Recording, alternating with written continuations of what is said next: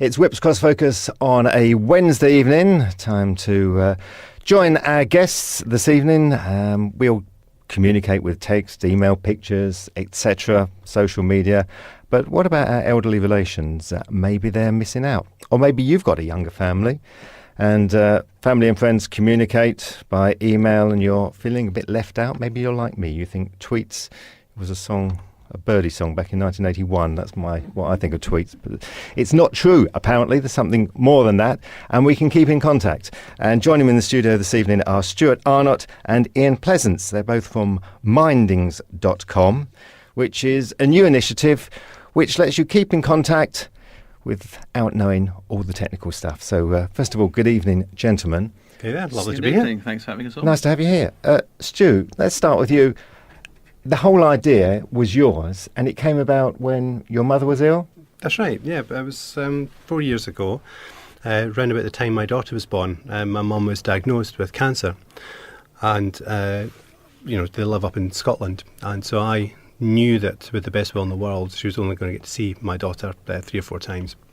And I wanted to give her as much of the grandmother experience as possible, because my sister had already said that she hadn't planned to have any children, so I was to be the sole grandchild provider. Right. And so I wanted to give as much of the grandmother experience as possible.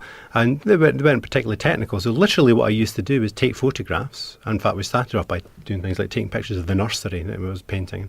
I'd print these out on 6x4 prints, send them as postcards in the post. And just one day I thought, I'm a geek, surely I can do better than that, because my background's in production, multimedia production. I used to work at the BBC, made programmes, but also made websites, CD-ROMs and all sorts of things like that. So I thought I must be able to come up with a solution. So first thing I did was bought one of these first kind of digital picture frames that you could email photographs to.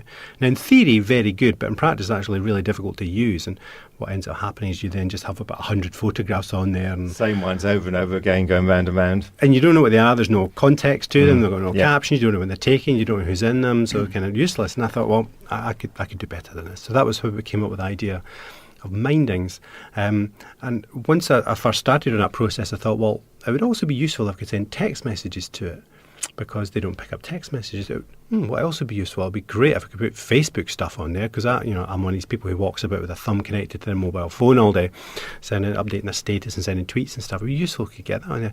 And later on, when my mum passed away, leaving my dad alone, I thought, if I could put some kind of diary and put like a calendar that I could populate with birthdays and doctor's appointments, my sister, who's a paramedic, put her shift pattern and things like that, it would be really useful. And it would, as well as being a helpful reminder, it would help my dad, who's he's pretty much housebound, help him live independently. So that was really the inspiration behind it. So what did you do? You started off with a digital picture frame, and what? Well, the idea originally was, I'm going to have to write some software for that. But in actual fact, we're using basically Android tablets. So you can use it on an Android tablet, on an iPad. My dad actually has Mindings on an old laptop, because he just likes the big screen. So it's a website. We're building an app as well, so that you can just run that on an old laptop, and it just works. The content goes to it.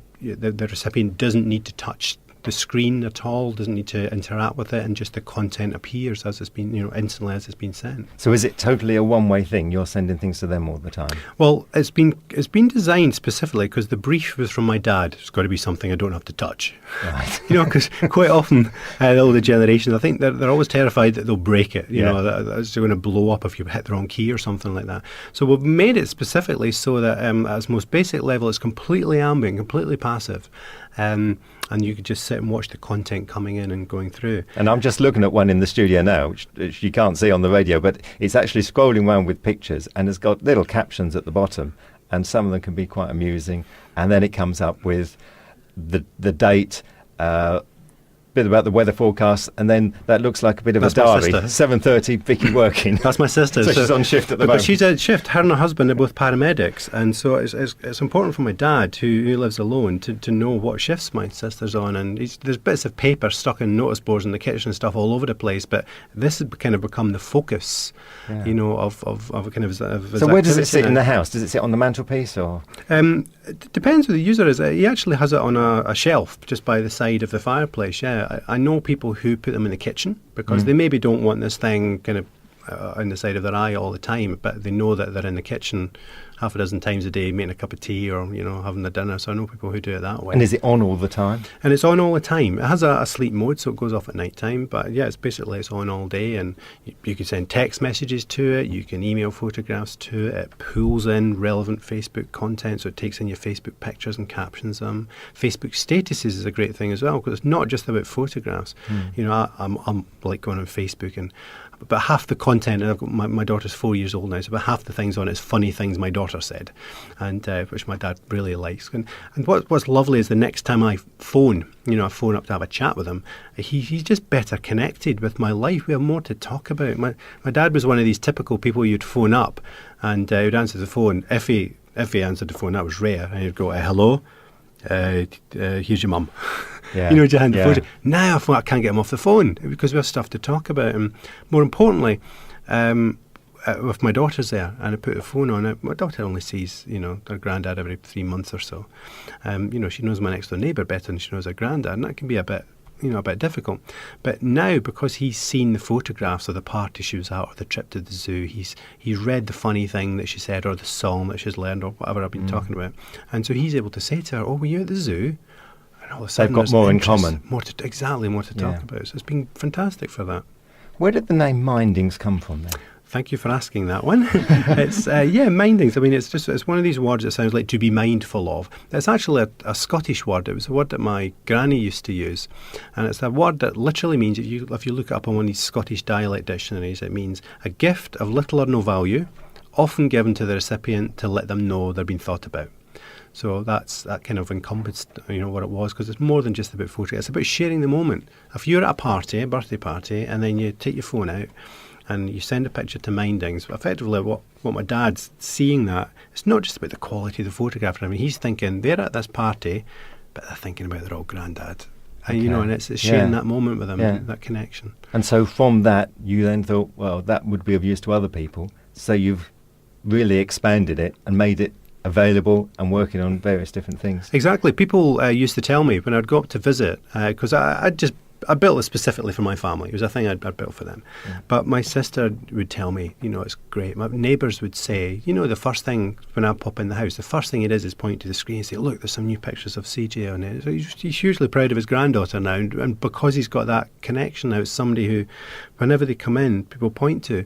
So that, And can it be multi? So if your father, say, had 10 children, could all 10 send pictures in at once? They can do. So my sister is connected to it. My wife is as well. We'll have a couple of friends who are connected to it. So, if you have Mindings, it belongs to that person and multiple people can send content. We have like an address book, so you authorise the people. So you can't, they're not going to get spam or anything like that. It's just people that you've authorised to send. It hasn't encouraged him to want to delve into send something back yet? Well, it has, and that's an interesting thing, because it was made to be passive. But, we are, you do want to tease people in because of the benefits you get. So it has this thing that we call Got It. And basically it's a thumbs up.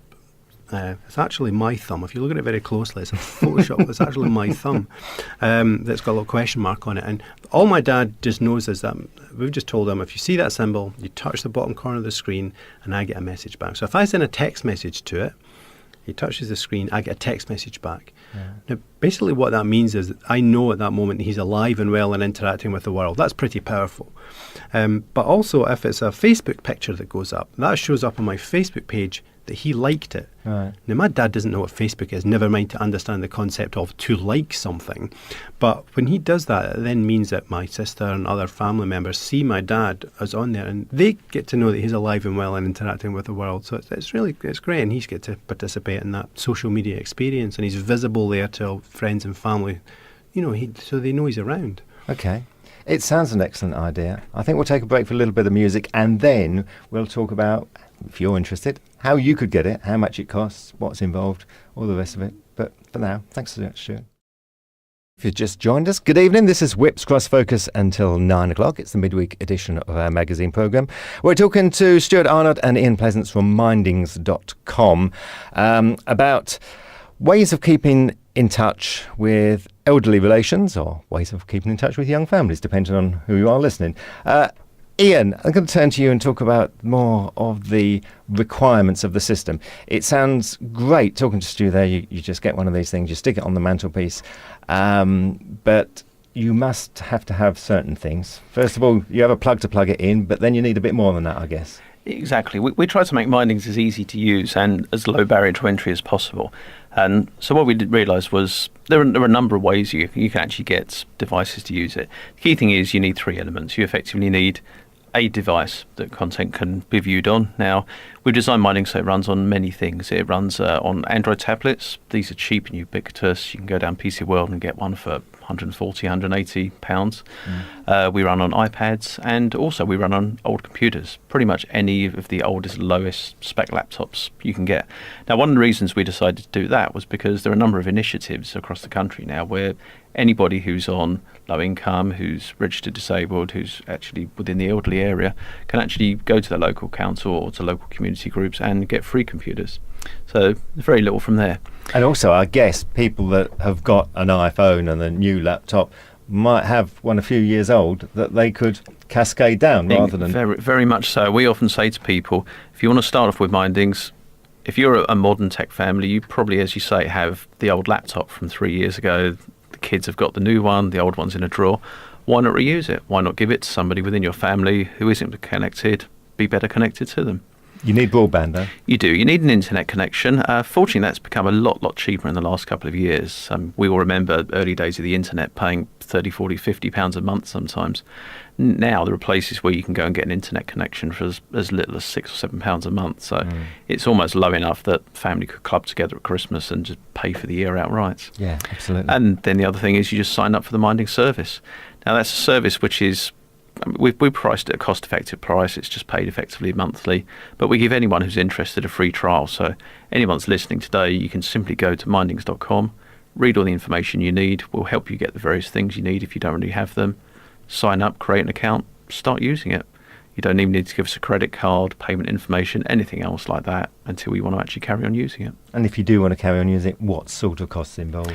At the moment, we do it in blocks of 6 and 12 months. A year's £99, 6 months is £50, so it's just over £6.50 a month. So again, that's not much. I mean, even for an only child. But if there was several of you to club together to do that. Exactly. I mean, we've had many people actually say to us, you guys are far too cheap, etc., etc. But the whole point of Mindings is that we wanted to actually make people better connected. We wanted to break this digital divide, as people call it, between those that can use computers and who can go online and who are happy with Facebook, tweets, Instagram, and those who are blissfully uninterested in it. But what they're interested in is what matters to them. Being connected to their family, knowing what's going on, seeing those statuses, messages, pictures, and just not being out of the loop. Have you any idea what proportion of elderly people do and don't have a computer or go online? Or actually quite a lot. I mean, we were quite shocked when we started to do the research into some of the figures, but over 5.5 million people in the UK have never been online. Now, that's not because these people are stupid or incapable. It's because there's such a steep learning curve to actually getting online. If you're younger, if you're 20, 30, 40, maybe 50, you've probably grown up with technology, used to punching buttons, using switches, using mice, using keyboards. If you're not, then there's a steep learning curve. You need to learn to, say, operate a PC, you need to learn to operate the internet, use a mouse, use a keyboard, learn how to use a web browser, learn how to use Facebook, and Twitter. There's a fear element as well. Exactly. All of those things. We're not actually, all you want to do is be in touch with your family. It's a very big learning curve. And of course, once you have learned it, there's a very good chance that one of those elements will then change. Facebook will change their interface, your web browser will be silently upgraded.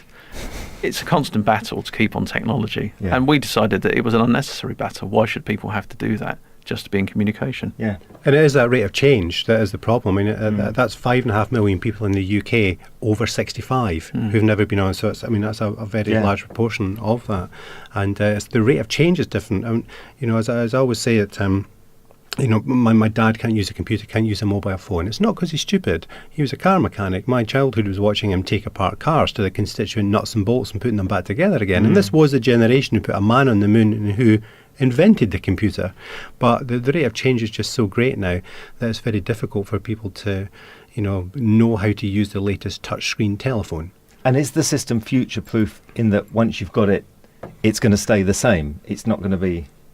Yeah, so outdated, the if you like. software's upgraded in the background. So that was one of the first things that we wanted to make sure we could do, because with old picture frames, there's this stuff on it's called firmware, and in order to update it, you had to connect it via USB lead to your computer and do it. No, we do it all in the background. It's all done in the background. So if we put Twitter on it tomorrow, we are adding features to it all the time in the background, and we add that, and it's just rolled out. The next morning, everybody has it. And are you getting a good response from people who have got it? Very much so, actually. We're very lucky in that we've got a very, very active group of users who actually early on actually became beta testers for us and have helped us guide the project, actually. And we've got really, really good feedback from everyone that's used it. We have a very powerful feedback as well. We've got people who are using it for families with Alzheimer's who have said that the difference it's made in their families' lives, the responsiveness, the communication they have is incredible, actually. And a lot of our features actually have come in through our users. They've helped us guide and steer it, because we're happy with that, because at the end of the day, Stuart and I and our team can make shiny new features all day long. What really matters, though, is how our users are going to use them. So as much as possible, we try and get our users to help us actually guide the I guess the projects. idea must be to keep it as simple as possible, because the temptation must be to add little bells and whistles that, they can answer back. Exactly. And you end up adding a keyboard to it, adding a mouse, and you end up reinventing the email wheel. And Precisely, so you've got to yes. keep it simple so that people will continue to use it, and the family won't think, I've got to send another thing.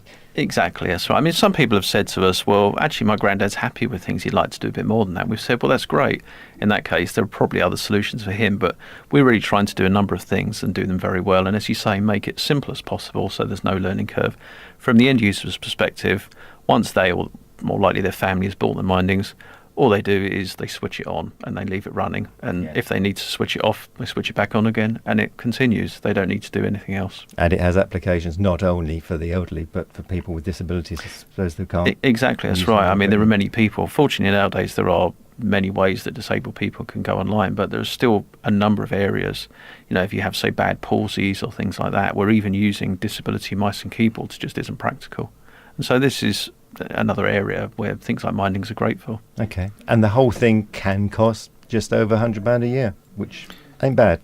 Well, I mean, right. that's how much would it cost you for the most basic mobile phone contract? So if you could persuade that elderly relative to take on even the simplest, Nokia mobile phone or something like a contract, that's on a £5 pay-as-you-go SIM or something. That's that's going to add up. Okay. If anybody is interested, how do they find out more? Come to us on to mindings.com. We also have a Facebook page, which is facebook.com/mindings, and you can follow us on there. And of course, if you can't remember all that, you can always contact us on star 800 if you remember tomorrow, and we'll give you all the details. Stuart, Ian, it's been fascinating. Thanks for coming in. Thanks for having us on. Very interesting. Good luck with the project. Thank you.